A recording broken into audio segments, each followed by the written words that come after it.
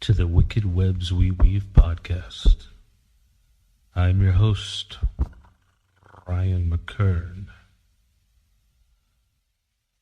Join us weekly for tales of cursed media, haunted web series, ARGs, creepypastas, unfiction, and all things horror.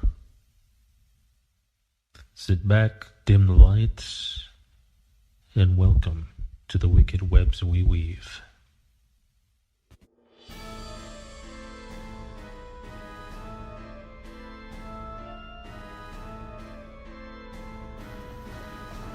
August is here, the last humid throes of the summer winds. Brings me to mind of state fairs and local carnivals. That nostalgia I felt as a child. The rides, the food, the spectacles.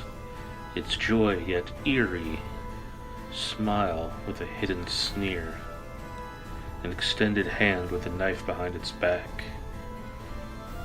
Tonight we visit two true terrifying stories set in the amusement park and fairgrounds. Grab your cotton candy, tickets and refreshments, and step right up to the Wicked Webs We Weave.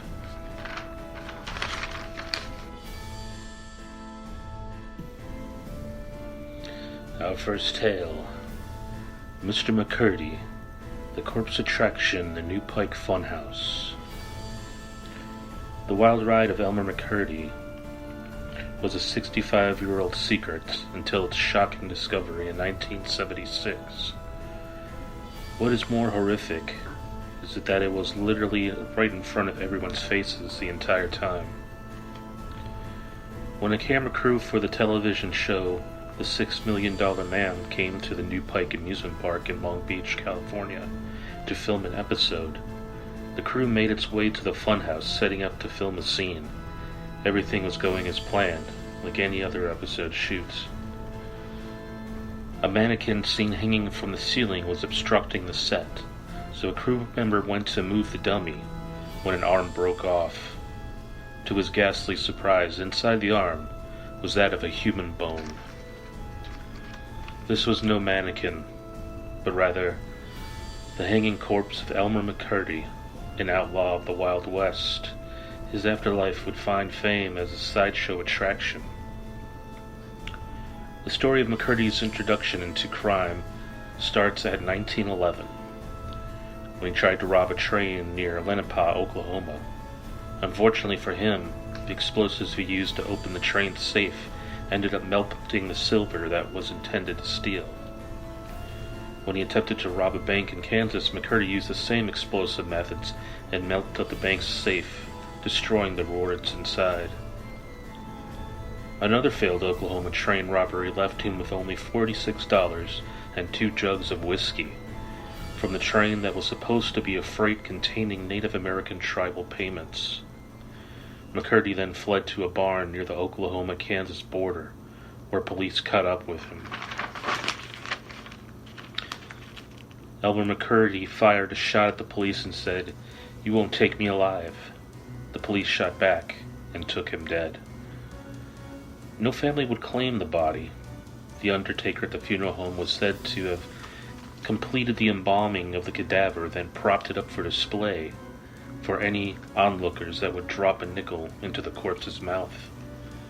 5 years had passed until 2 carnival owners who wanted the body told the undertaker they were Mccurdy's family, coming to lay him to rest. The lie worked, and the carnival owners displayed the cadaver as the bandit who wouldn't give up. Over the next several decades, the body would change hands, using it for profit, but unaware that it was a real corpse. Mccurdy would show up in various places, including an amusement park near Mount Rushmore, the Hollywood Wax Museum, and several haunted houses. Eventually making his way to the New Pike amusement park in Long Beach, California. Those at the park assumed it was fake, much like the many owners before. After the discovery in 1976 that the body was real, police could identify it as being that of Elmer Mccurdy's.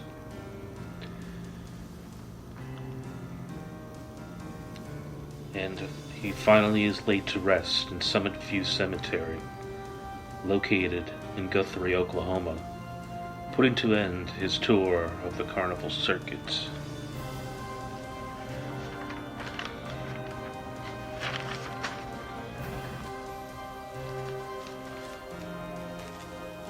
Our next story brings us all the way back to the East Coast. We visit the fire at the Six Flags Great American Adventure Haunted Castle. Franklin K. Lane High School, on the border of Queens and Brooklyn, would suffer a tragic loss during a class trip over 35 years ago. The Six Flags American Adventure was a place for fun, rides, and boardwalk games. On May 11, 1984, 8 teenagers would lose their lives during an accidental fire inside the Haunted Castle attraction. A local, Peter Smith, stated he was in the Haunted Castle attraction 6 days before the horrific fire. He had his own scare once inside, stating someone let off a smoke bomb, making him disoriented inside and struggling to find the exit. Due to the crowd buildup at the turnstile exit of the castle, Smith told himself he would never go back. There would be many complaints about safety of the Haunted Castle, which was opened in 1979, and safety inspector expressed his concerns of the attraction, stating it was imperative for life safety to install a sprinkler system, alarm system, and multiple exits, as these minimums are required for life safety. However, management would not install sprinklers, and a Jackson Township fire inspector would later testify that he never inspected the Haunted Castle. The Jackson Township building inspector determined that the attraction, which was made from 17 interconnected aluminum trailers, with 8 to a side mirroring each other, with a common control room in the center, did not need a permit since it was made of trailers and not a permanent foundation. Without a permit, the attraction could operate without being subjected to strict building codes. On Friday night, May 11, 1984, the park was busy, as usual.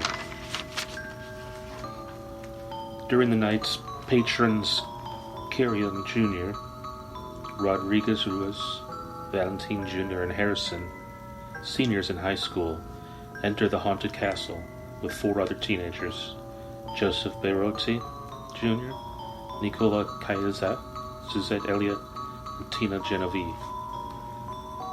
Elliott and Genevieve had won a trip to the park by collecting the most Campbell's soup can labels at their school, and met Joseph and Nicola at the park. According to the court testimony from 14-year-old Joey Ararca, a boy had accidentally set the fire by taking a lighter to the wall mat in the Haunted Castle.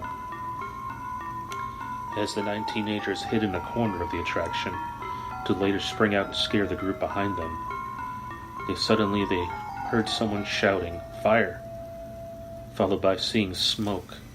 Smith stated that Elliott later told him that the group thought it was theatrical smoke as a part of the attraction, until a burst of black smoke engulfed the hallway they were in. A few of the teenagers laid to the floor to avoid the effects of the smoke. However, some of the boys who stood became disoriented and began trampling others accidentally. 7 of the group were then stuck at the end of the hallway, with only Elliott and Berotte avoiding getting tangled up in the confusion of the black smoke. Eventually, a park employee was able to rescue Elliott and bring him out to safety. Berotte died just a few feet away from the other 7, who had their faces pressed up against an air conditioning vent that they attempted to lift up. They were found in front of a chain-shut door, which did not lead to an exit, but rather a closet. They were confused, and that's why they went through that door. I think it was an exit, Smith would later say. It took 15 volunteer fire squads to extinguish the flames at the haunted castle.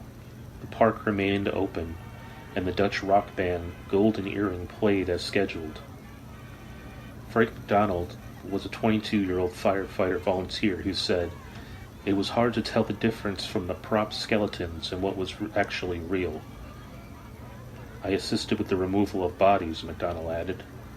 "I will never forget the smell of burning tires and plastic."